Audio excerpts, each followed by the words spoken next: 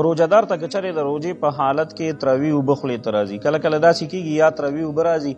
او یا ډرقي انسان ته اګرمي راځي. نو په دې صورت کې کچره د تروو اوبو سره روزه ماتېږي که نه ماتېږي، نو دې کې دا خبره یاد ساتئ محترمو، کچره دا تروي اوبه حلق ته راغلی لیکن غیر اختیاري طور باندې دا واپس تیرې شوې. کله کله د انسان په خپل وس نه وي، خولې ته راغلی لیکن غیر اختیاري طور باندې واپس لاړې تیرې شوې، نو په داسې صورت کې دقې باندې روزه نه ماتېږي. لیکن کچره دا حلق ته راغلی، دغه تروي اوبه خولې ته رابره شوې او د اختیار و چې دا اوتوکي او اختیار یې و چې دا واپس تیرېږي، لیکن د ټکلو په ځای باندې واپس تیرې انسان روزه په دې سره ماتېږي، قضا پې لازم ده، کفاره پې نشته. دغه شانتې که یو کس ډرقي وکړي، ګرمي وکړي او په دغې سره د معدې نه د خوراک ذرات راشي، نو که چېرې د خوراک ذرات خولې ته راغلل، د دې باندې وس و چې دا اوتوکي، لیکن د اونو توکل واپس یې تیر کړل،